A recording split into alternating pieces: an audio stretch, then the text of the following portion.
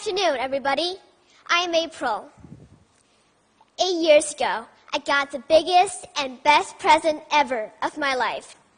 After reading me books every night since I was about 2, my mom opened a children's bookstore. I still remember the day I stepped into the warm, lovely place. Sunshine glowed on the bookshelves, and I smelled the scent of books. And I still remember the happy moment my mom held me in her arms and read me a book. In an old house in Paris that was covered with vines lived 12 little girls in 2 straight lines. Time passed, and I grew from a little kid who was often mistaken for a boy to a big girl standing in front of you on this stage. However, the love of reading has been kept unchanged, except that I don't suck my fingers anymore while I'm reading. Having the freedom to read and the freedom to choose is one of the best gifts my mom ever gave me. Although running a bookstore is not always a good choice for making money, Mom never regretted quitting her high-salary job and devoting herself to the small bookstore. She is very proud of her work that brings a passion for reading to me and other children. Surrounded by books, I am enthusiastic about reading. I bring a book with me wherever I go. I read in restaurants while I'm waiting for a meal. I read in the metro on my way to school. I read every night before I go to sleep.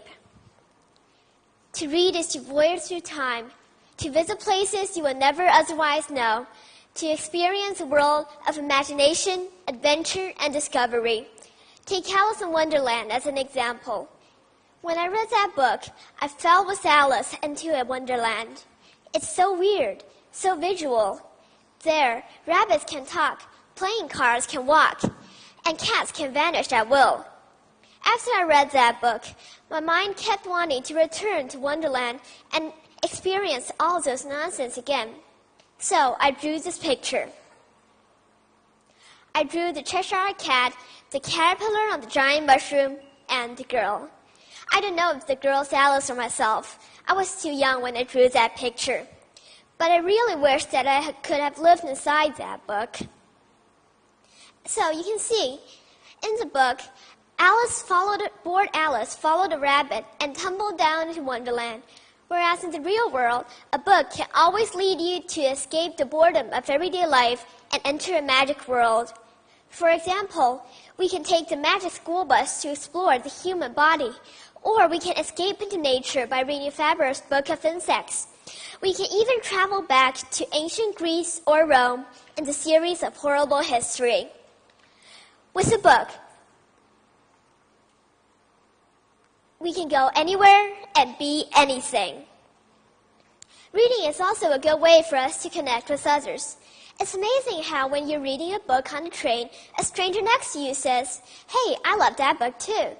This is a true story between me and Yo-Yo. We then immediately started a discussion about characters in that book. Yo-Yo's mom and my mom also found that they had a lot in common. Last year, our families took a trip to Singapore together. This was our first day in Singapore. We went to a big bookstore and spent half a day there. This is not the only story.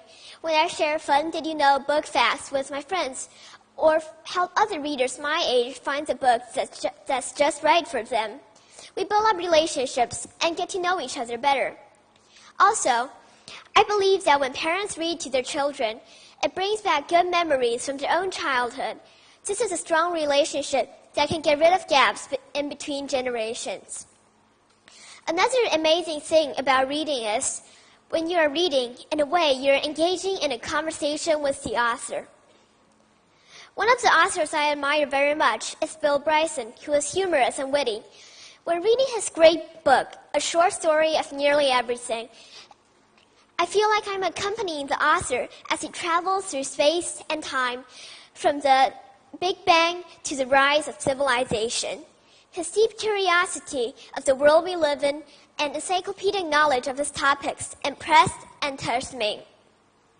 Another beloved author is Roald Dahl, whose hilarious, breathtaking books are so attractive that I don't even want the story to end. I have read all of his books for children. Charlie and the Chocolate Factory, The Witches, BFG, and many others. When asked in an interview about how do you get your story ideas, the author answered, "It always starts with a little seed of idea, a little germ. Every time I get a great idea, I will pull out a notebook and write it down, or else it would disappear like a dream." These tips helped me a lot when I first started writing. I used my idea notebook to write down my seeds of ideas. And in the story The Min Pins, Roald Dahl told us, "Watch with glittering eyes the whole world around you, because the greatest secrets are always hidden in the most unlikely places." I was inspired when I read this. I'm taken as advice not only from a great author, but also from a wise man who had a keen insight into our world. Just like Roald Dahl's character, the BFG, Big Friendly Giant, whose job was to collect and blow pleasant dreams to small children, Roald Dahl, Bill Bryson, Sheldon Alan Silverstein, Dr. Seuss, and other writers did blow big dreams to me and every other reader. I dreamed that one day I can make magic of my own as an author for myself, my friends, my kids, and other children. Here, I want to share a poem I wrote on a kite I made in art class. Soaring above us like a bird is a big, amazing kite. The wind is howling, making it dance. What a beautiful sight. Yes, what a beautiful sight. But I know making this dream come true will be a very long and slow process. I will keep on reading and writing every day, and above all, keep watching with glittering eyes the whole world around me, just like Roald Dahl. And there's one thing I know for sure. Reading will be a lifelong love for me. I read because living one life is just not enough. Today I stand here to share my reading stories with you because I believe that reading can light up the whole world. So, why not surround yourself with books, sit down quietly, and enjoy the words, the pictures, and how they fit together so beautifully. At the end of my speech, I would like to recite one of my favorite poems. No one believes the whole book can ever come from something as simple as butterflies that don't even live that long. But on paper, things can live forever.